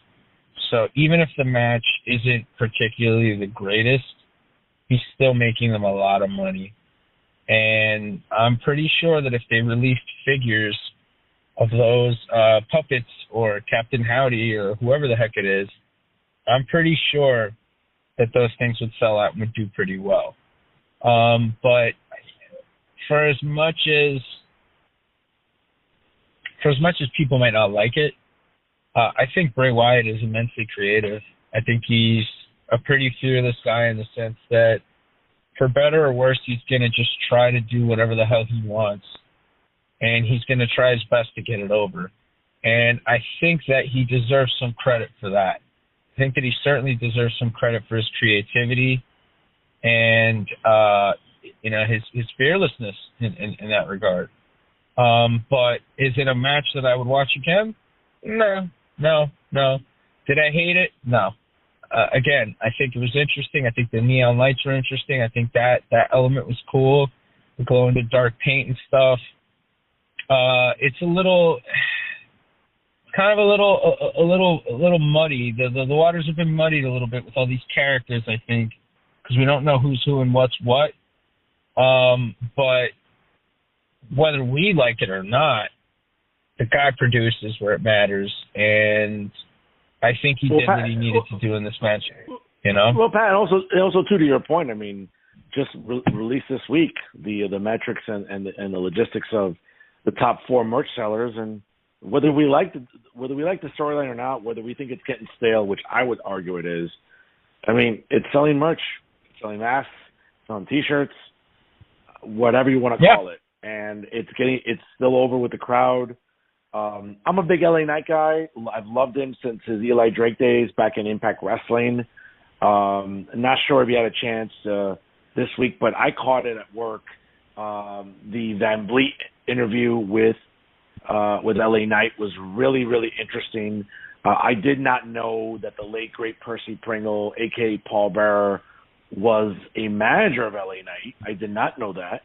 And one of the last appearances... And Brian Cage. And one of the last appearances that Percy Pringle made, I think, at an indie show was with Eli Drake. So nice to see Drake be very reflective in the interview. Again, folks, if you haven't checked it out, it's a really telling interview, again, with LA Knight. Chris Van Vliet does a great job. I think he's a great interviewer in the pro wrestling community. But if you haven't had a chance, check it out. It's only 30 minutes. I had a chance to watch it, and again, it's interesting because he did one with Eli Drake 3 years ago, and that's when he was still in Impact Wrestling and soon to leave for NXT. So very interesting if you have a chance to watch both of them. But I don't know where LA Knight goes from here. He's still over, man. He's a great talent in the ring, great worker, great on the microphone. And I think he's a guy that does what he's told, does it well. I'm glad that They broke him out of that Max Dupree gimmick. I was not a fan of that at all. And I don't want to sound like one of these marks that, I hate when Vince does this to people. I personally didn't like it. I liked that they just let him be LA Knight again. I think it's been a good presentation for him. I don't know where this goes from now. You think this is the payoff? I don't know. I'd like to think it is, because Jesus Christ, if I see a Hell in a Cell or a Last Man Standing, Pat, with these two, I'm telling you right now, I might just drink myself to sleep, dude. Again, we don't know where it's going to go from here. We can only speculate, but whatever the guy does, whether it says Max Dupree, which I thought he did a great job at. I mean, like, that dude really committed himself. He's a worker's worker. This isn't a guy that's going to bellyache and complain, you're not using me the right way. This is stupid. I'm not going to do it. Like, he does it. He does it. He puts his head down and he does it because he believes in himself and he believes in his ability as a worker. And he believes that if he's as good as he thinks he is, he can take anything and he can knock it out of the park. To quote CM Punk, he could take chicken shit and turn it into chicken salad. And he does that with everything he does. Whether it continues to feud from here or not, I don't know. We'll see. But, again, like, Bray's making money. LA Knight, there's a lot of potential for him. He's a guy that's going to continue to do his thing and do it very, very well. So, I guess we'll just have to see where it goes from there. Do I want to see a rematch? No, not particularly. I'm not particularly thrilled about seeing a rematch for this matchup. So, we'll see where it goes from here. But I didn't hate it, but I didn't love it. But I give Bray Wyatt a ton of credit for being a really creative guy. I'm with you, and I think that. Listen, again, he sells merch. It was funny again. Cornette and Brian Last were kind of going in on how Bray Wyatt sounded during the press conference, where he said, he was very pleased with the outcome of the match. He was very pleased with the presentation. And again, Cornette and Last didn't like that, for example, and they weren't fans of the match itself. We'll see where it goes from here in terms of Bray Wyatt. Listen, folks, he's getting a lot of chances that a lot of other talent wouldn't. And he's a talented guy. Let's find out what Paul continues to do with him, again, on the road to WrestleMania. As we know that I'm sure he'll want to have him featured. Again, he's a top merch seller, so to not have him involved in some big spicy angle, I think, would be a disservice to what I think they're trying to do with Bray Wyatt, so we'll see. In the Raw Women's Championship match, we have Bianca Belair defending against Alexa Bliss. Interesting, though, man. It seems like they've been teasing this Alexa Bliss turn into going back with the Bray Wyatt fiendish character, the sinister girl with supernatural abilities. Interesting match. Again, not a match, I have to admit this. Bianca Belair has grown on me, per se. She's an incredible worker, good promo. I don't like the gimmick. It's not for me, but it's not tailored for me, and I get that. I think a lot of marks struggle with understanding what gimmicks are tailored for them and what are tailored in general. Match was fine. Didn't hate it. I think it served its purpose. Obviously, I think that will end that feud. I don't know, since the Elimination Chamber match coming up will crown a new number one contender for her coming up at WrestleMania. But, again, a good match. Not going to lie, I got up, went to the kitchen, poured myself a Guinness. Wasn't really interested in it. It was fine. Came back, I watched it. Not going to be overly critical of it. It was. I mean, and look, again, not taking anything away from the two performers. Bianca is a really talented performer. Alexa is a talented performer who's improved a lot over time. But the match just kind of felt like it was just like a technicality. Like, it was just like, okay, let's just get it out of the way. It wasn't Bianca's best performance. It wasn't Alexa's best performance. It wasn't their worst one either. It was just kind of there. And I think it was a little bit of a flat match. It really, really was. The crowd didn't really seem too into it outside of the entrances, and obviously they're continuing to tease Alexa, going back to joining up with Bray Wyatt again. So, we'll just have to see where it goes. But all in all, wasn't the most exciting matchup. To be fair, I mean, maybe not necessarily teaming with Bray, because if we all remember, folks, at WrestleMania in 2021, I mean, she came out during that feud, which again, I did not like the booking of that match between Orton and The Fiend, but she came out and she continued with that gimmick, with that, not gothic gimmick. I'm trying to think of the right word here. Just the supernatural, evil, twisted, psychotic girl on a swing. So I think she can go back to doing that without having to link up again with Bray Wyatt. I think we're past the Firefly Funhouse thing, which I know that's where she kind of got into that, was a big part of it. I think if they're going to re-explore this angle with her and this gimmick where she turns evil and has supernatural powers and has these eyes and is like, all that other stuff. I mean, I think she can still do it independently of Bray. That's just my opinion. I think because we saw it play itself out after WrestleMania in Tampa last year. It was 2 years ago, excuse me. So again, I think that, there's still room to milk this character for Alexa if they want to explore that. Yeah, I think so. I mean, I don't think it would hurt her, but, kind of like being aligned with Bray. And obviously they've teased it, But, yeah, I mean, she could be on her own. Look, I just think Alexa having a darker kind of gimmick is helpful. And I hope they give her a mask, and I hope they kind of help her do her thing again, because, that's going to definitely help her be a top merch seller, too. Again, whether we like it or not. And she's getting stale. She's getting a little stale. Maybe that might be the case.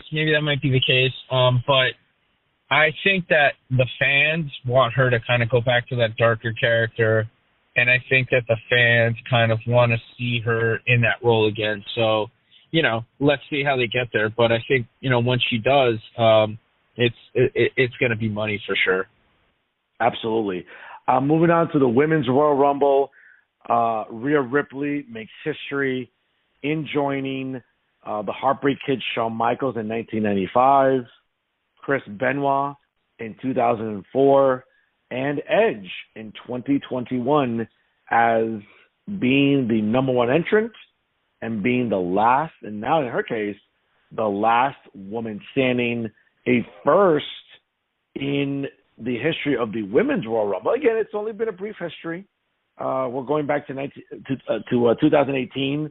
I had the privilege of being in attendance, not in Philadelphia because it's a shithole, but I had the privilege of being there live to witness the first Women's Royal Rumble, that historic event where Asuka won at the Wells Fargo Center. But in the brief history of the Women's Royal Rumble, no one's come close to winning the Women's Royal Rumble, being such an early number, but Rhea Ripley did it. Some nice entrances, seeing Chelsea Green, fresh from her exit from Impact Wrestling.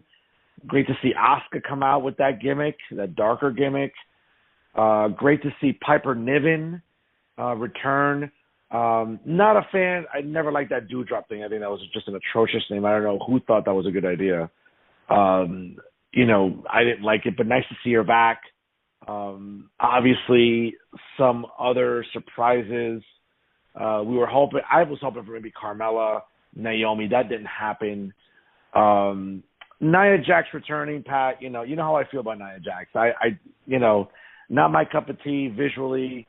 I get it. A lot of guys like that look. She is someone who, to some extent, has improved, but I wouldn't say exponentially. She certainly gets a reaction out of people. You saw it on social media. You saw the hate for Nia Jax coming back, and there was a little bit of a pop for her. I wouldn't say it was crazy, deafening in the Alamo Dome, but yeah, it got people riled up. And in the end, Rhea Ripley was left with Asuka and Liv Morgan. Liv Morgan started at number 2. Was interesting. Obviously back, almost wire to wire, as they say. Great storytelling. Rhea surviving, being the first woman to win the Women's Royal Rumble at number 1. And now she challenges Charlotte Flair. Maybe she'll get that win back that she didn't get in 2020 when Charlotte won the Royal Rumble and challenged Rhea for the NXT Women's Championship and lost at WrestleMania that year during the COVID era inside the Performance Center. So, hey, a lot of moving parts here, bro. Yeah, absolutely. Really cool to see Rhea get the win. I love the way the match was produced, especially the end. Getting to see the return of the Psycho Clown Asuka, I thought was really great. That got a huge pop. And then, putting her, as the last 3. I'm a Nia Jax fan. I think she's got a unique look. She's definitely somebody that does stick out from all the other girls. And I definitely love the fact that the Marks hate her and she gets so much heat from them. And it's funny you say, like, she's never made an effort to improve. Do you know? Have you ever trained with her? Have you seen her, training at all? Well, no, I get it, Pat, but I mean the optic. Like, we've watched enough matches. We've watched her from her debut. What is the optic? What is the optic? I mean, are you fucking Vern Gagne or something? Are you Dean Malenko? No, I didn't know. No. I mean, because I get that, but from watching her debut to headlining a WrestleMania 5 years ago against Alexa in the Superdome, to then like in a tag team with Tamina, and then a tag team with Shayna Baszler. Like, I understand and I get you about, hey, she checks off a lot of boxes because she pisses off Marks. She comes across as whatever. Again, it's not she's my... Legit. She's legit. No, it's believable. She's a believable monster, sure. And if you book her that way, absolutely. I think she checks off a lot of boxes for that. I just think that never been great promo, never been good on the microphone, never blown me away on the microphone. Yes, she's been in some hot angles, some funny botches, right, on Botchamania, that only feeds the Marks, as they say. I understand, Pat, again, whatever the family lineage is with Dwayne Johnson and Roman Reigns, it's a weird dynamic. I think I read the family tree or something. I'd have to look at it again, but it wasn't like this direct lineation. I know there's a way, it's sort of like 6 ways from Sunday, as they say. I get it. Not for me. I understand why the purpose she serves, and if you book her as a monster, she can do that. But I don't know, man. A little botchy for me. Not that there isn't enough material there. Botchamania gets a lot of material from her for a reason, But they do from everybody. No one's perfect in the ring, as we know. Just not for me. I just think that, again, like, wrestling people think that she's good enough to be there. Wrestling people feel like she's talented enough. They've been trying to court her to come back, and she doesn't want to because she has other things going on. So, I mean, if wrestling people think that she's of value, that says a lot more than fans saying that she's not good. And, honestly, she's very important in wrestling history. And I think fans tend to forget that. Because if it wasn't for her breaking Becky Lynch's nose, we wouldn't have that great visual of Becky. And that ball wouldn't get rolling for Becky becoming the man like the way it did. So, she's definitely played a big part in modern wrestling history, and I think that she's somebody that's talented. And obviously wrestling people within WWE feel that she's talented. And more importantly, she pisses off the Marks. I thought that the psychology of eliminating her was great. Everybody, ganging up on her talking all this shit. Like, it was perfect. It was good stuff. But a very well-produced Women's Royal Rumble. Love the spots at the end. Love seeing Psycho Clown Asuka again. And, Liv Morgan, definitely somebody who you can see has really, really, really, really improved. And is, for me, I feel like she's missing that thing. You know what I mean? It's kind of like, when you and I would talk some years back, off the air about, Seth Rollins, who was a guy who was, immensely talented, can do it all, but was missing that personality, was missing that thing, was missing that character. And then he eventually found himself. And, he's the drip messiah, and, he's got that Joker-esque kind of character. But, he's a guy that was missing that was missing that persona, and he found it. And I just feel like Liv just needs that thing. And I think that once she finds that thing, she's going to, go to that next level. And Rhea was somebody who's kind of the same way.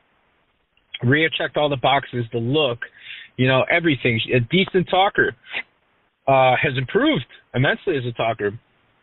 But that Judgment Day angle, and her kind of being, the centerpiece of that, her nods to Eddie Guerrero and China with Dom, I think it's fantastic. And by the way, I totally forgot to put him over during the men's rumble, but Dom Mysterio is another guy, I mean, man, this kid is just progressing. He's becoming better and better.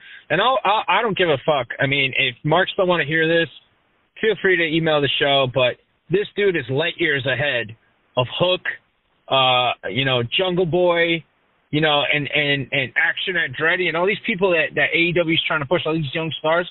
Dom's light years ahead of those guys, but even he's doing fantastic work with what he's doing. And, him lasting as long as he did and getting all that heat in the Rumble and Cody eliminating, I mean, it was great stuff.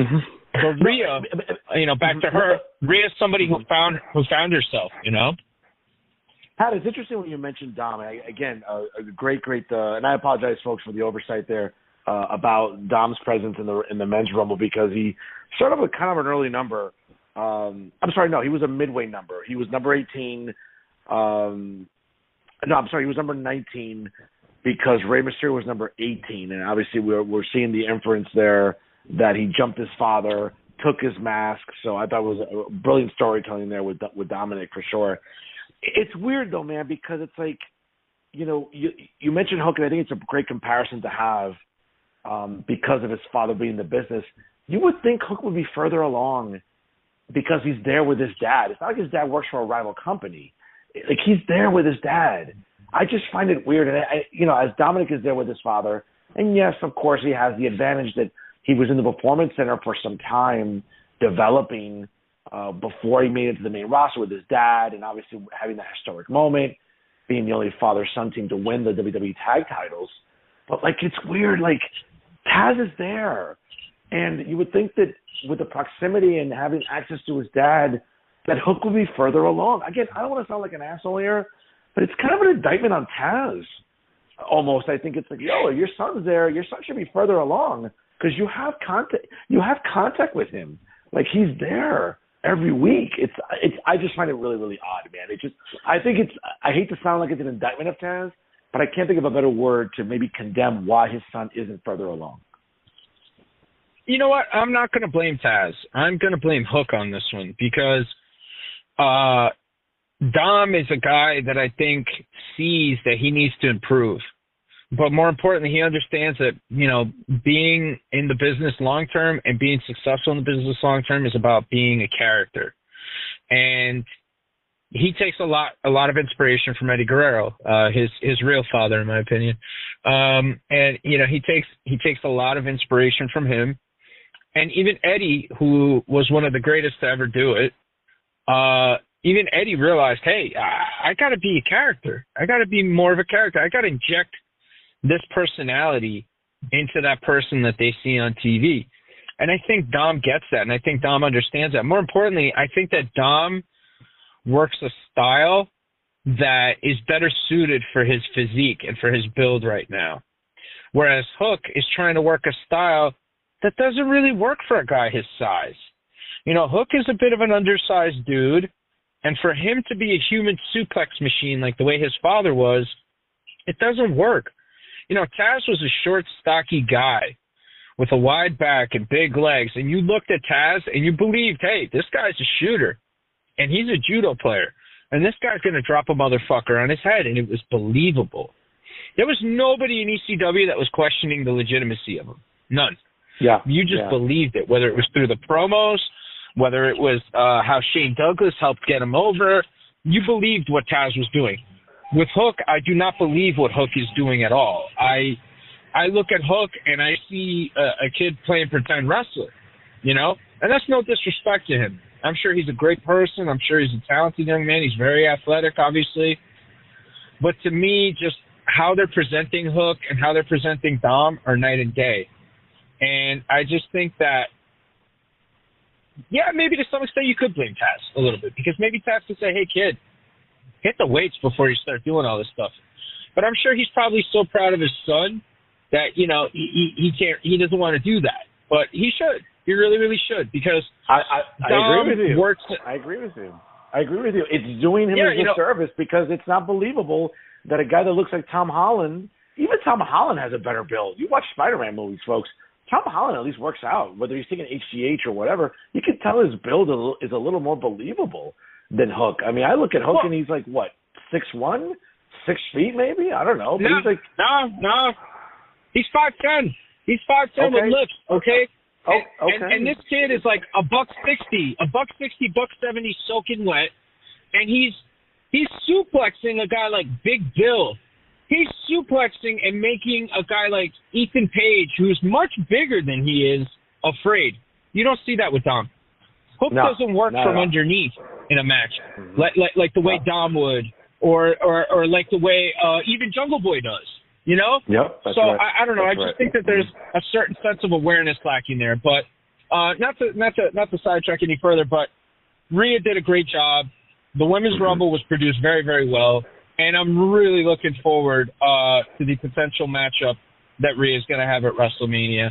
And I think that this is a second shot at for her at Redemption. And to really make up for that matchup that she had at the PC, you know, all those years ago. Yep, definitely, because we were all looking forward to that, obviously, when Charlotte jumped her at the NXT TakeOver in Portland in February 2020, I remember. On the side note, good to see a TakeOver finally, you know, back out for NXT, you know, out in a live arena this weekend. Moving on to the main event, the fourth time really on a pay-per-view, headlining between Roman Reigns and Kevin Owens. I would argue this was their best match ever. No stipulation, no nothing, just a straight-up wrestling match. Great, very physical, a lot of near finishes, great storytelling. Obviously, you're seeing the emotional turmoil with Sammy on the outside with Paul Heyman. You're seeing them, again, looking divided and torn between his allegiance to Roman and, of course, his allegiance to his lifelong friend, a guy who was the best man at his wedding some years ago. Without question, a great match. You know, again, a little disbelief, a little suspense in the sense that, hey, you know, Owens had him beat a couple of times. The referee got knocked out, you know, which is what you want to do for the face. You know, the face is, you know, you want to create that doubt. Oh, the face had him, but the referee was down. You know, we've seen that a million times. Great storytelling. Obviously, Reigns beats him with a spear after pretty much, you know, after spearing him through the guardrail and then getting in the ring, you know, there was like this defiant slap by Kevin Owens, like one last gasp by him after he was pretty much annihilated on the outside. A great win by the Tribal Chief. Certainly afterwards, the Bloodline came in, beat the piss out of Kevin Owens. I mean, I counted 11 super kicks between the Usos. You had Solo Sikoa doing, you know, an homage to Umaga, fellow family member. They handcuffed Kevin Owens to the ring ropes. I mean, you want to talk about a guy, folks. Again, I don't like to use this term. You want to talk about crucifying someone and put him on the cross. Boy, did he bear a cross there? Kevin Owens got annihilated, and just as Roman Reigns wanted to take one last shot with a chair and maybe finish him off for good, Sammy stops him. There's a back and forth between Roman and, quite frankly, again, great storytelling. Roman was peer pressuring Sammy to take him out. He didn't. And a little bit of an homage to when Seth Rollins broke up the Shield with that chair shot to Roman. Sammy delivered the exact same one. Great response by Roman. A little teasing there, obviously, from what happened 9 years ago. Sami Zayn turns on the Bloodline. They annihilate him, leave him laying. A little bit of a twist, interesting twist. Jey Uso, the one guy that was always on him, I never trusted him, even after Survivor Series.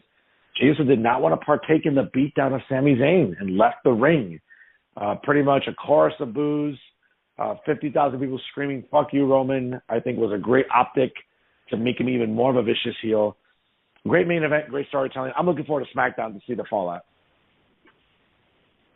Yeah, man. I mean, what can you say? What can you say that you didn't pretty much already say about this? I mean, like, everything about it was just perfect. The crowd was into it. That ending segment was viewed about 20 million times across all platforms, which that's bananas. The facial expressions, from Sami, from Kevin, from Heyman, from Roman, the Usos, even Solo, who's generally a pretty stoic character. The emotion, the turmoil that Sami was having ringside, just everything about it. It was just peak storytelling. And I had seen a lot of people refer to it as cinema. And that's what it felt like. I mean, it felt like an episode of The Sopranos. You know what I mean? It felt so big, so huge. And all of those characters were just so good, man. And it to me, it was just a really, really special moment for the business, a special moment for those talents involved, and definitely something that has built up a lot of anticipation for tonight. I'm looking forward to watching it in about 44 minutes or so. And I'm sure that everybody that's listening now will be tuning in too. But I mean, Fern, when you talk about perfect storytelling, I mean, I can't think of a better story being told than that, and just that turn in the road, like that, taking it somewhere else and just, and I mean, look, you already knew it was going to be a matter of time, whether it was the Bloodline turning on him, but having Sami turn for doing the right thing, I think was amazing. The "fuck you, Roman" chants were awesome. So much so to the point that, it was so loud that even they had to acknowledge it on TV. Even they had to acknowledge it, on Peacock and during the show.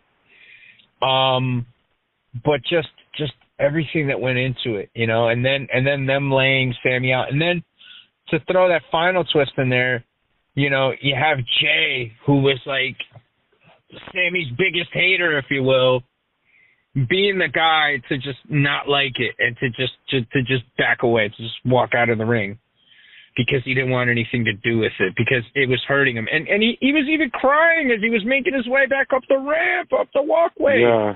Yeah. It was. I mean, it was great storytelling. I think it was great storytelling. I think obviously, you've seen the seeds being planted for Roman Reigns and Sami at Elimination Chamber, which is only a couple of weeks away, really. So not a lot of time, per se, to develop. I mean, there's a storyline obviously there for months and months and months, if not 2 years worth, really. It'll be interesting where this goes with Sami Zayn. Again, not a guy. I don't think fans can hijack this so much like they did with Daniel Bryan in 2014. Might come close in the sense of how over he is, and maybe fans want him to be in the title picture. Well, he'll be in the title picture later this month at Elimination Chamber in Montreal. So I think it'll be very interesting to see for sure, again, as we continue on the road to WrestleMania. Pat, before we call it a show here, or just about coming up here on the 2-hour mark here, the time flies when we're dissecting wrestling as great as we do, Pat. That's for sure. On this day in wrestling history, obviously a year after arguably the biggest rating in the history of NBC, with the main event on a Friday night from Market Square Arena between Hulk Hogan and Andre the Giant for the WWF Championship. The following year, the second edition of the main event aired on NBC from the Bradley Center in Milwaukee, Wisconsin, and that rating got 11.6, up from the 10 million the year before. The reason this was historic, ladies and gentlemen, the mega powers, Hulk Hogan at the time, the WWF Undisputed, World Heavyweight Champion, the Macho Man Randy Savage with Miss Elizabeth, challenged the Twin Towers, the Big Boss Man, and a team who I think should be in the WWE Hall of Fame, in my opinion. Great, very underrated heel tag team, in my opinion. We all know what happened. Miss Elizabeth got knocked out by a very scary bump, by the way. If you go back and watch that, folks, it was a scary bump she took, having the King throw the Macho Man out of the ring and him landing on Elizabeth. We saw what happened. Hogan took her to the back to attend to her in the medical room. He came back out. Macho Man lost it. They broke up. Macho Man jumped Hogan, beat the shit out of him in the hospital room. That dissolved the Mega Powers, which would lead to their main event at WrestleMania that year at Trump Plaza in Atlantic City. But on this day, folks, February the 3rd, 1989, the Mega Powers exploded. This day in pro wrestling history. Now, before we call it a week here, what you got here to close it out? So I just want to actually make an announcement on behalf of Working the Marks here. Our family's actually growing here, and we're going to be having our very own D. Rotten, who's a part of Famcast Media, along with a buddy of mine, Luke Ackerman. And both of those guys were guys that I was in a band with. The infamous Hudson County Scumbags. And both of these guys are going to be bringing you a weekly program that's associated along with Working the Marks, where they're going to be dissecting all different types of news from Impact, from AEW, and from other promotions that are not WWE. So we really look forward to Luke and Dee, joining us as a part of the Working the Marks family. And obviously that's a big testament to all you fans out there, whether you love us, whether you hate us, whether you're bored, whether you're taking a dump and listening to it. It doesn't matter. We appreciate all your support. And obviously we love the feedback. So please feel free to write the show. Don't write me, because I'm not going to fucking write back because I'm a jerk. But write the show and, just keep the support coming as we continue to grow. And obviously, look out for Dee and Luke and lend them that same support as well, because they're going to be bringing you some great content as well. Really looking forward to them joining up with us. And at some point in time, I'm sure we'll do an episode with the four of us. We'll do our own version of the John, Paul, George, Ringo, Bobby, Susie, Nikki, Vinny, Tony, Johnny, and Beavis show like they do on Wrestling Observer newsletter. But definitely great to see that our Working the Marks family is growing. And again, folks, keep the support coming. We appreciate it. Stay warm out there. And obviously I look forward to being back on the program and dissecting all things sports entertainment and professional wrestling here with the professor, Fernando Uribe. Well said there by the PBR superstar, folks. Again, ladies and gentlemen, check it out this Monday, the latest edition of Real Talk with Fernando Uribe via Jersey First TV. We'll have a great legislative candidate. We're just finalizing that coming up this Monday live at 6 p.m. Eastern time. And I can't say enough about, quite frankly, the support I get on Monday nights with Real Talk via Jersey First. As Jersey First will be moving to Verizon Fios coming up on April the 1st. Really excited about that, growing the brand, not just with myself, but my great teammates, Elizabeth Nader, the host of the Nader Narrative. And again, one of the more premier, I would argue, broadcast journalists in New Jersey media. Obviously we know it's not always kind to women when it comes to that, but I got to say at least, Elizabeth Nader is doing a great job with her show, the Nader Narrative, which you can catch on Thursdays, certainly on Jersey First. And, of course, my other great teammates, Bridging the Gap, their show is amazing. Millennials, conservative millennials that are really kind of breaking down exactly how many millennials are getting more conservative these days and why. And they bring a great show to you every Thursday as well with AJ Malilo and Stephen Rombolo, Bridging the Gap. I can't say enough about Jersey First TV, folks. Check it out there on jerseyfirst.org/TV. Also, folks, hit up our email here on the program, workingthemarks@gmail.com. Shoot us an email, what you like about the show, what you don't like about the show. Am I cursing too much? Am I not cursing enough? Whatever, what the fuck? Email, workingthemarks@gmail.com. And, of course, make sure you check us out on all of our social media, at @working_the_marks on Instagram. Of course, on Twitter, at @working_marks. And, of course, make sure you check us out on blogtalkradio.com/Working the Marks. And, of course, folks, Famcast Media brings you Working the Marks every single week, wherever you get your podcasts. Download them, take them with you, whether you are working off those stubborn holiday pounds, maybe trying to get in shape for Valentine's Day so your significant other isn't calling you a fat ass, or you have a dad bod, whatever.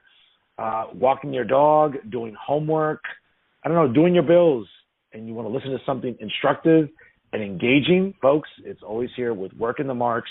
He is the premier wrestling analyst in the state of New Jersey, the illustrious, the glorious, the dubious, the distinguished PBR superstar, Patrick Rivera. I am New Jersey's premier wrestling journalist, and just in general, and the weapon of mass disruption here in Garden State Media. Folks, it's me, the Professor Fernando Uribe, and every single week, folks, here on Blog Talk Radio, we are Working the Marks. We'll see you next week, folks.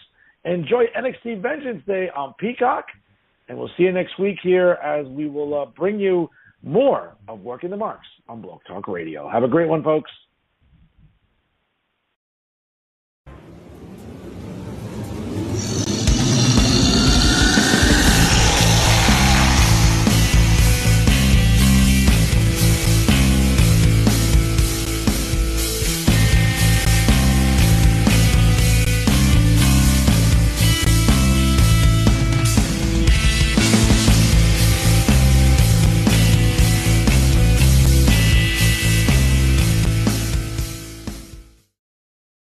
Famcast Media, bitch. Famcast Media.